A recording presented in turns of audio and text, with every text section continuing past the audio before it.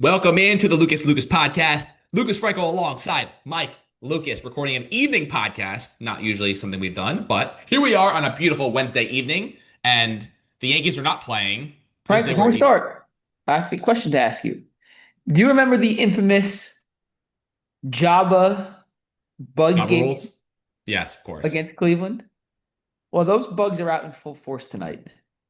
It is mayhem.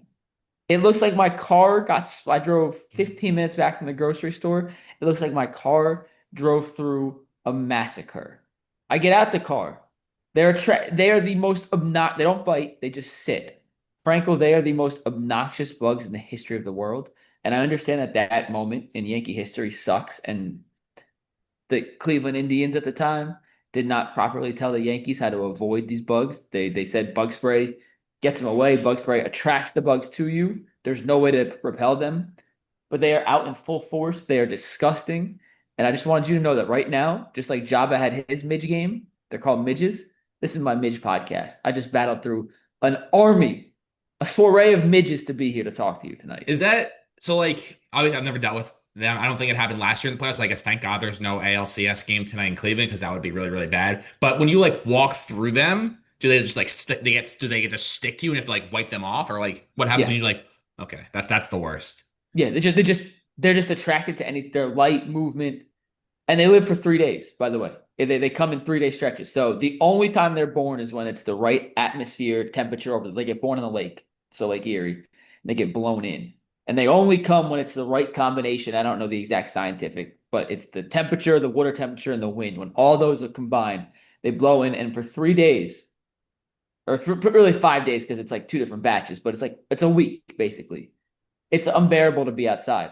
Like it was 65 degrees out, Frank. I wanted to go for a walk this afternoon. I took one step outside, said, nope, not a chance. I don't want to deal with them. They suck. They're obnoxious. They don't bite, so it's not like mosquitoes. They're just in your face, in your eyes, on your clothes. They're disgusting. Absolutely disgusting. Sorry, I had to get that off Well, my chest. what else? Another thing that's disgusting is the Yankees, who are once Yeah. again eliminated from the playoffs. That is now 16 straight years of no World Series championships, and I was there to witness the final game of the season. Let me just say this right now: I will not be setting foot inside Yankee Stadium as long as Brian Cashman and Aaron Boone are still in their jobs. This is getting absolutely ridiculous. If you just think about this for a second, Brian Cashman has been the general manager of the Yankees since 1998. Or he was named the GM after the 97 season. So we're talking about before I was in kindergarten. Before I was in kindergarten, before I could barely understand life, he was the general manager of the New York Yankees. And here we are, 30 or no, 20, 27 years later. He is still in the exact same position. Crazy. It's absolutely insane to think about the amount of life that both of us have lived from 1998 until now, We were and the fact five. that We were five. well, he got named the general manager when we were four. But you just think about all the things that have changed in sports over those years. The Jets have had, I think I counted five different general managers going that since I can remember who the GM was in '06. I don't know who was in '05, before then, but I remember '06 Tannenbaum and so on and so forth with Mike McCagan, John Idzik, Joe Douglas, and now Darren Muji. And the Jets have obviously had an insane amount of coaches. The Browns have had 41 different starting quarter. Like the amount of the world now versus 1998 when first of all the Browns weren't even a team. No, They were 98. non-existent. No, yeah, they didn't exist. They've So gone through. the leash that he has is insane, and George Steinbrenner would be rolling over in his grave right now, just at a loss for words at the lack of changes. I mean, we're not asking for once every 2 years, not that level of extreme, but 27 years in one job in a professional sport. We're talking like Red Auerbach territory. So Frank, you know what's crazy? I had a conversation with somebody in the NBA, and we were talking about how the Suns are currently paying four different head coaches. Four different head coaches that they fired. Budenholzer, Monty Williams, Vogel, and now their new head coach, Jordan Ott. Four different coaches at the same time. And the person I was talking to, who did not work for the Phoenix Suns and is not the one we know, Frank, it's not my best friend, said, well, part of the reason these teams don't mind paying all these coaches now is the NBA rights are so exorbitant, and they're getting paid so much from the league that paying a coach $12 million over 3 years to get out of his contract early is like pennies to them now. It's just pennies. It doesn't matter because the evaluations of these teams are 4.8 billion. Now, when you add them up, they get more expensive. But I think that's with all professional sports. The evaluation of these teams have gone so high that paying a couple million early to get a guy out of his contract to bring someone else in isn't the same deterrent it used to be. And with that being said, the Yankees are arguably one of the most, and not arguably, they are one of the most valuable franchises in all of professional sports. This is not a money thing. This has nothing to do with anything but blind loyalty from the Steinbrenner family to Brian Cashman. And frankly, I would love to have a job where the requiem of success over a nearly 3 decade span is as low as it's been for Brian Cashman, Frank. It'd be incredible. I mean, from 98 to, 98 to 09 was you It's can't beat it. incredible. But And yeah, but in but the since last then, 17 years, they've been what, a top 8 team in the league? no, they've no, because oh yeah, so you're talking about teams you put ahead of the Yankees during that stretch. Obviously, you put the Red Sox who won 4 championships or 3 championships like since they won Dodgers. They've won 13 and 3. 18. So they won 2 championships. The Dodgers obviously have won. Yeah, We'll get the to the Dodgers in a Astros, second. The Astros have been better. Um, I mean the Cubs won the The Giants Cubs, had a great stretch. The Cubs have won one, but they haven't been consistently great though. They had a lot of they were like a last place team for a few years. So I wouldn't say the Cubs. Let me just go back. Let me just think of the Royals. I wouldn't, even though they won in 15. the Rangers. I would not. Indians, no. Rangers, No, no. listen, the Indians. They didn't win a World Series. They made They've been a it. top they've been a top five team despite not winning. Not, they're on the back end of the top 5, top end of the 6 through 10 list. But regardless, the expectations and the money they have in New York, like top 5 isn't good enough. We want to be top 3. But I'm with you, Frank. Insanity is running the same thing back and expecting different results. And I know there's a lot of roster change that could be coming, but I'd be down for a whole new, fresh voice from the top of the organization. I mean, the crazy thing is, into the other side of that is like it's every year it's like just one thing, one or two things. Like obviously 2024 was the if Boone goes to Tim Hill instead of Nestor Cortez to face Freddie Freeman, the Yankees win that game, like they probably win the World Series, and the leash on Cashman and Boone gets extended for who knows. I mean, But that's not that it would have sports. been. Every team could say that in every And situation. then this year, game two against the Blue or game one against the Blue Jays, Aaron Judge, who's been the most disciplined hitter of the entire year, literally never chased a single pitch outside the zone, goes fishing on a 3-2 pitch against Kevin Gausman with a chance for the Yankees to tie that game.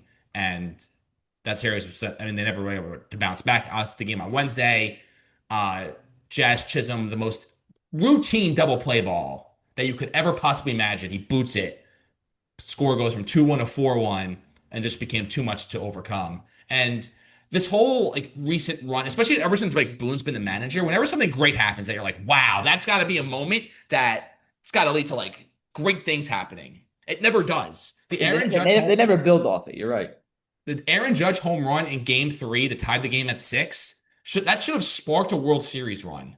Like the fact that moment in history is just what. Oh, that was a great moment. What happened next? Oh, they lost the next game and were eliminated. Like it's so sad that we've reached that stage where we have these unbelievable postseason moments, and now we have to look back on it is, oh, what did it lead to? Absolutely nothing. And the Aaron Judge homer of Crochet, if you can go back to June 13th, the day that the Yankee season turned for the worse, hit a monster home run off Crochet. Like that should have been a moment that the Yankees go out and they rally and they win the game. And so they fell flat in their faces after that. It's a lot of times it's with Judge too. There was another game against the Blue Jays in July, down 8-0. He homers to tie the game at 9, and they just end up losing the game. Like I don't know. The Yankee teams I grew up watching, when they had moments like those like galvanized the season. And recently, it's just they just fall flat again. And I feel awful for Judge because he was so great. 13 for 26 in the playoffs. He hit 500 with a 1273 OPS. I mean, the guy did everything he can. You look at what Shohei Ohtani is doing right now. Shohei Ohtani is like striking out literally in every single bat, and the Dodgers are still winning because the Dodgers actually put legitimate players around them. And I feel awful for him because none of this is his fault. He's doing everything he can. No, listen, Judge, they had an incredible season, Frank. Like to your point of the Yankees being one play or one thing away, you can say that for every team, but it feels like it's more prominent when the rest of the guys around Judge had, promising seasons. Like Bellinger was good for the Yankees. Grisham hit 34. I know we'll talk about this in a little bit. Like guys all around him produced. And just when it mattered most, the bats went cold, and you had guys like Jazz Chisholm, who was the hero against Boston, going first to home on a play, boots a routine grounder, and next thing you know, you're in a hole that you can't overcome, and it goes from bad to worse, and then worse to over in the blink of an eye. And this team isn't bad; it's not. It's a really good baseball team that, in a lot of different circumstances, could be the world champions, but it feels like they never seem to be playing their best baseball late in the season. And I know they got hot kind Well, of I mean, they won eight. late. They were the first team since the 2019 Nationals to enter the playoffs on an 8-game winning streak. Yeah, but did you feel like that was their best stretch of baseball all year? No, they were great in the first half. Yeah, and that's what I'm Before saying. before before June 13th was I think that were playing their best. And that's kind of my point. And baseball's weird because Toronto looks great against the Yankees, and now they're down 0-2 and they're playing tonight. Which is just absolutely ridiculous. That's why I thought going into that series that the Yankees would possibly, like, potentially even sweep that series. But the Blue Jays pitching in that series was just went out of their minds. They had like an out of body pitching experience, like with Savage in game two. Gosman was great in game Yeah, one, and obviously baseball game three they baseball's so go. weird for like that's everything has to click at once, and for whatever reason they just can't seem to. And maybe it's as simple as this, and I know Aaron Boone has his flaws, I know he has some strengths, and maybe he's just not a playoff manager. Like maybe he's not. I mean, he's had Vlad some record of success, but maybe for whatever reason he doesn't have the right finger on the pulse or the right feel for his guys in those super mega clutch moments. And speaking of Vlad Guerrero Jr. against the Mariners so far, obviously when most people listen to this, and millions of people on Thursday will probably listen to it. He's 0 for 7 through 2 games with one walk. 0 for Yeah, 7 with one walk. He literally and he would couldn't hit like miss. he hit 650 against the Yankees in the previous series, and now he Couldn't turns into a miss. freaking pumpkin. It's Yeah, couldn't miss. ridiculous. So just extremely frustrating. By the way, all right, who is there a team you're rooting for that you hope wins the World Series? I mean, I like the Brewers, but They're gonna lose. yeah. So I mean, So I guess I'm rooting for Seattle, but my thought on the Dodgers is this. I think if every single player from Japan is going to go straight to the Dodgers, then you should tell the Japan we don't want your players because this is absolutely ridiculous. The Dodgers would not be where they are without Otani, Yamamoto, and Sasaki. Sasaki's been, yeah, I know he he's been struggled a little bit the last incredible. game, but he's been a savior for them in the bullpen in the playoffs because Yeah, Tanner Scott's off the roster because he's been so bad. Yamamoto just pitched a complete game, like three hitter against the Brewers in game two. yeah, he was So, incredible. and like, and I was so, and Sasaki, aside from that, he has struggled a little bit in game one, but other than that, it's been lights out in the bullpen for them.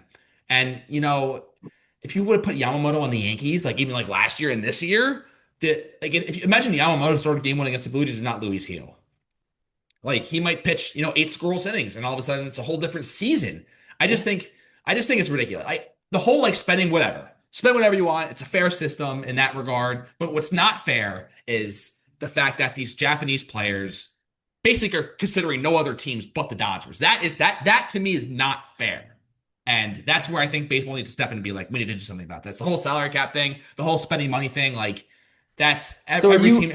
are Every team you has a fair like shot at that. proposing to put a cap on the number of international players a team can have? Because the way it works now, it's a bidding system. The Guardians offered I to don't even think it's a Saki bidding that system because it there's is like all those, the guard. Well, it's a bidding system to the Guardians and the Dodgers offered to or it's Saki like it's like a the same fixed amount. amount you can That's bid, what I'm saying. Like the Guardians and and the then the Dodgers, player chooses what they want. Yeah, yeah. exactly. And for example, with Sasaki, because we talked about him a lot in Cleveland, there's a chance for Cleveland to be able to afford a superstar or a theoretical superstar.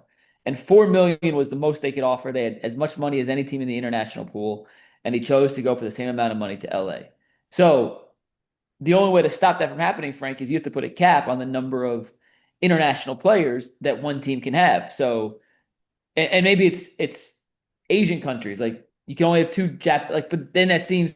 I hear what you're saying, but I need a solution before I just say I agree with you because I agree in premise. It's I mean, it's BS a if every solution. A You know solution what could just be like the top solution I can think of is like almost like a waiver wire system, like that certain teams get priority over other teams based on the record or whatever. Just you could do it based off of that, but then that's a tough spot too. Or you could do it like they're eligible for the MLB draft. yeah, you It see what I'm saying? I agree in premise. It is horse crap that they all go to the Dodgers. I agree. I think it's easy to say. because that's where the unfair. That's where I think it's truly unfair Yeah, because no, these no, teams. I agree with that. So that's what bothers me. The whole spending money thing. Every owner is a billionaire. Every owner has the ability to spend like the way Steve Cohen spends, the way the Dodgers owners spend. So that's what bothers me about it. So as for the Yankees off season, so looking at notable free agents, I would not bring back Trent Grisham.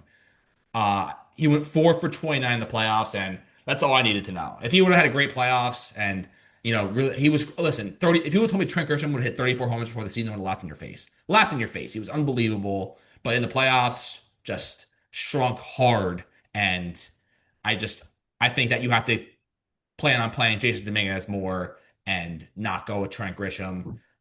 Yeah, I Paul think Goldschmidt. real quick on Grisham, his regular season was incredible, Frank, but I think it's the anomaly. Like I don't look at Trent Grisham as a 30 plus home run guy every year.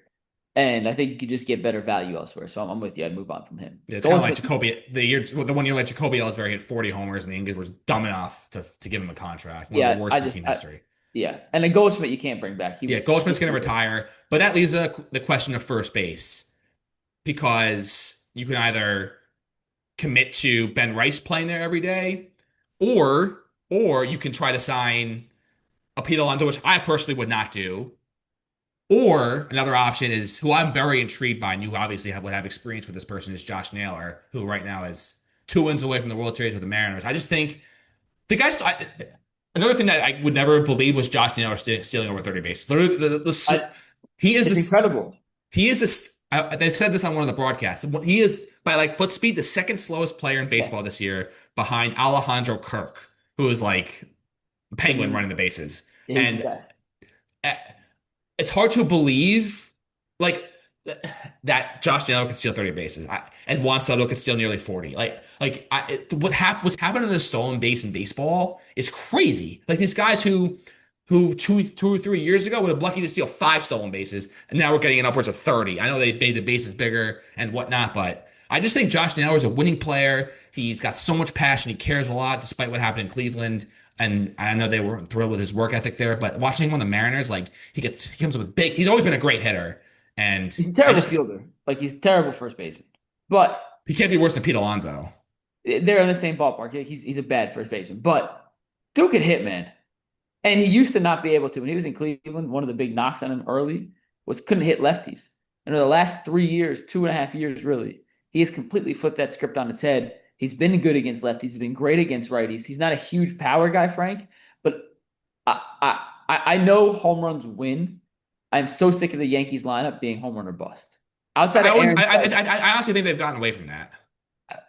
besides Aaron Judge, who did you feel had a chance to hit a single or a double at any point in the season in a playoff game? I mean, Bellinger is a contact guy. I know he hit a bunch of homers, but I trust I him bring to. back Bellinger. I just think you need more guys in the lineup like a Josh Naylor, who isn't going up there looking to smash a home run every time he's up to the plate and can fight with two strikes and get on base in different No, ways. I agree. The Yankees do need it, and Bellinger and Judge are kind of the only two that have that kind of approach. And Yeah. that's one of obviously the big issues on the team is that when they stop hitting homers, like how do they score runs? And the answer is they don't. The outfield is another big question mark because Bellinger obviously opted out. I think they need to Would you trust resign Jason. him? So that's the question. Would you go after? Would you try to keep Bellinger, or would you go after a guy like Kyle Tucker? And I think Kyle Tucker deserves a pass for how bad he was in the second half because he was playing with a fractured hand or whatever. Um, and that's a tough question. Um, I don't know what the right answer is. My inclination is that they'll probably re-sign Bellinger, but if they went with Kyle Tucker instead, I would not be mad at it. It's a tough call, but the issue is like you go all in on one, you miss them, and the other one signs with another team, then you're left with nothing. So Yeah. that's the tough call there. Kyle Uh, the, Tucker, when the healthy, is an absolute monster. the Like, key is Jason Dominguez A needs to play every day and B needs to stop switch hitting because he's so much better as a lefty than he is already. And I that's one of the biggest things that really bothers me in sports is when in baseball especially is when these guys are so much better hitting from one side of the plate, and yet they're so insistent on switch hitting, and when they hit like 200 again, or if they're lucky, It 200. it's an epidemic in baseball. In Cleveland, it was horrific this year. They platooned like four different positions, lefty, righty, depending on who was pitching.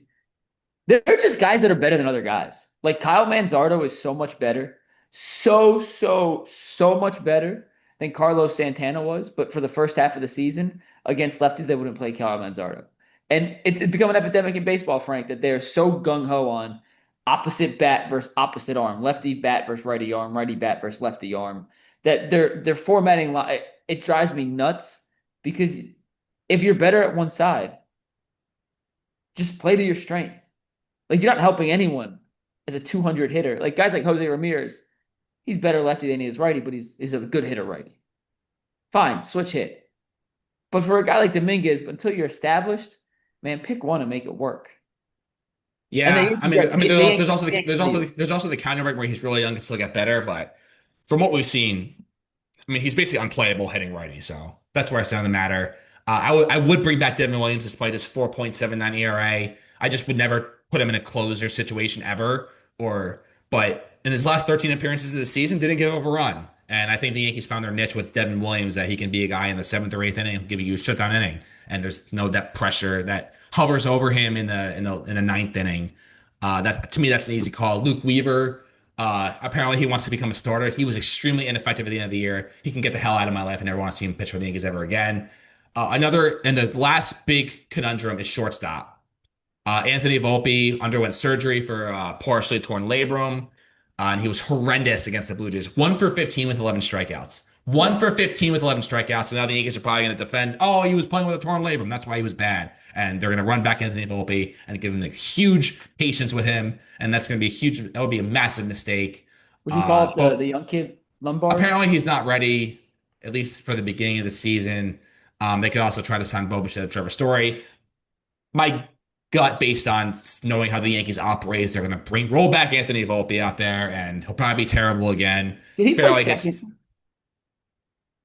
not Jazz, and not Jazz. It's not his fielding that bothers me; it's his hitting. No, I know, but I'm just thinking if you move him to second, Jazz becomes more of a utility guy. No, Jazz has to play every day. Can you play third? Who, Jazz? Volpe. Oh, I didn't love Jazz at third. I mean, Jazz as a period is not a great defender. Like he was there. It was such a whole predicament made earlier in the season about Jazz playing third base. Jazz is so much better at second than he was at third, and the Yankees finally obliged. And he still makes error. He like the amount of times he like tried to throw the ball to first and ended up throwing in the stands. Like it happened too many times to count. The Yankees So have to so like. where are you playing Jazz then? I mean, you have to suck it up, and it's one of those things. Like Teoscar Hernandez is a horrendous fielder, a horrendous base runner for the Dodgers. Like that play he made the other night, where he like started tagging, went back and started and tagged again, then ended up getting thrown out home on a force play, and a ball hit over 400 feet. Like that's a play like Jazz Chisholm would make, and like or if that happened to like Anthony Volpe, like the Yankees would like they would never forgive him for that. But Teoscar, he has like he makes up for it because he comes with big hit after big hit, a home run the other day to tie the game against the Brewers. Like he makes up for it, even though he makes boneheaded plays. So it's a tough situation with Jazz. I think you just have to. It's like Manny being Manny. You got to take the good with the bad. So Well, hold up. So who's playing third then for you? well, right, they have Ryan McMahon who is under contract, No, okay. Oh, he's a but great baseman. So and then you also have Jose Caballero to platoon and maybe possibly play it like an extended portion as well. So that's what to do with that. Um, so Brian Cashman and Aaron Boone will hold their pressers on Thursday afternoon at noon. So we'll get more information about the great things happening for the Yankees going forward here and all the things that are going to change, which will be absolutely nothing. Uh, so take a look at the NFL. So we're approaching week 7, and Mike, if I would have told you before week 1 that the Steelers would be in an unbelievable position in command of the AFC North, what would you have said? it means Aaron Rodgers must be playing a lot better than he did in New York, and something catastrophic must have happened to the Ravens. And And the both of those Bengals. things. I didn't think the Bengals were going to be as good as some people did this year, so it wouldn't have shocked me if they were 3-3 and the Steelers were 4-2. But I mean, listen, I watched them play this week. They played against the Jets earlier in the season. I don't think they're that good. I actually still think Baltimore's going to end up winning the division. As crazy as it You sounds. still believe that? I do. Yeah, I do. I don't trust Rodgers to stay healthy. I just don't think Pittsburgh's that good. I really, really don't, Frank. And it's a long shot and a giant hole that Lamar and company have to bring themselves out of. But coming off the bye, if they get some guys back, that's what Baltimore does. They get hot. They go on these streaks. They won 10 in a row last year. I think 9 wins wins the division, and I don't think it's crazy to think that they could go 8-3 down the stretch. But I mean, do you think Pittsburgh's that good? Like, do you genuinely believe they're that good? Rodgers is still immobile. He's playing better in certain stretches, but the Browns killed themselves, and the other I teams mean, like he's they playing have. like he did at the end of last in those that game against the Jaguars and week 18 against the Dolphins. I mean, you look at their schedule; they're going to beat the Bengals. They're home versus the Packers, which is definitely a winnable game on a Sunday night. Home versus the Colts. The Colts aren't world beaters. I mean, they're playing well, but the Steelers can easily match them. At the Chargers will be a tough game. Versus the Bengals will be a win. At the Bears, like there's a bunch of winnable games for them. So they're right now they're 4-1. So call 5-1, call win versus Green Bay, 6-1, we'll give them a loss versus so 6-3 after week 10. Home versus the Bengals, 7-3, at the Bears, 8-3, home versus the Bills, 8-4, at the Ravens, Lamar will be back 8-5, Lamar's back. 9, Lamar's back in 2 weeks, so he's 10. definitely back So ready. they're if everything like I think they're gonna go 10-6. And that leaves the Ravens to absolutely no margin for error. And Yeah, and I have the I don't Ravens, see I have 10. I don't see 10. I think they lose on Thursday to the Bengals. or 10-7, yeah, yeah.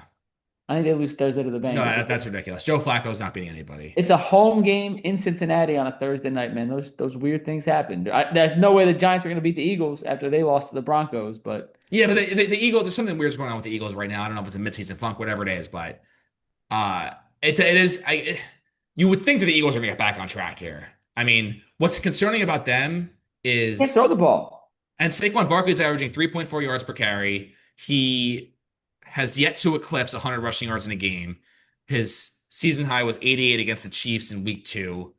He's was 12 for 58 against the Giants, 6 for 30 against the Broncos, and the Broncos are insane defense. We'll get to them in a second. 43 against Tampa on 19 carries, 18 carries for 46 yards against the Rams. So has Saquon hit a wall? I don't know. I the Eagles are an absolute conundrum. They can't throw the ball at all. It looks like Jalen Hurts is on a different planet than Devonta Smith and AJ Brown in that Giants game last week, Frank, when it was 3rd and 8 from the 2 yard line or 3rd and 6, and Devonta beat the cornerback by 6 steps and Jalen Hurts overthrew him by 10 yards. Was like, this game's over. Like it's over. And then the Giants ended up going on to beat him. AJ Brown's tweeting cryptic things every week now. Apparently doesn't remember having these meetings that Saquon and Jalen are talking about. The defense is banged up and bruised, and they're not nearly as good as they were. I refuse to believe Jalen Carter's that important to this team. Like that important. And it feels like a team that won the first 4 games. They were all kind of close. There was no real blowouts. Lost to the Broncos. I thought they'd get back on track against the Giants. I'm not writing them off, but they got them in Buffalo. They got some serious issues right now. Like they're not as good as their record states they are. What's your level of confidence that because the NFC East is I They're mean probably none of still those going to teams win the are, division. yeah, they're still in the division, but the curious one is the AFC East, Yeah, where the that's Patriots true. might very well win that division because they already beat the Bills once. They have at the Titans, which is going to be a win. They have home versus the Browns would be a win. Home versus the Falcons will be a tough game, but they'll probably be a win. At the Bucks will be a loss. Home versus the Jets will be a win. At the Bengals will be a win. Giants Monday Night Football, tough game, but they'll probably win that. Versus the Bills, probably a loss. At the Ravens, loss, and they'll win. So there's probably 3 more losses the rest of the way for them, which puts them at 12-5. Does that win the division? 12-5. I think Yeah, it does. I think it does. Yeah. That's crazy that the New England Patriots are going to win 12. I don't think they're going to win 12 games. I, I mean, I'm giving them losses to, if you look at their schedule, I'm giving them losses to at the Buccaneers loss, home versus the Bills loss, at the Ravens loss. I just don't think they're. I mean, they lost to the Raiders. Like, so I mean, but hang on, I hang know on, they're hang on. playing well. I know they're The playing the well, but let's Ravens lost not. to the Raiders. The Ravens lost to the Raiders last year in week 2. So like this notion that they I'm lost to just them in week 1. Do you know how much weird stuff has happened in I'm week just saying, 1? like, I don't think we have to anoint a team as great 6 weeks into the season when they haven't been great for 6 weeks. Like I like the Patriots. They got some good players. I love Mike Vrabel as a coach. Drake May's been incredible. But like let's pump the brakes and see what they can do before we give them 12-5, Frank.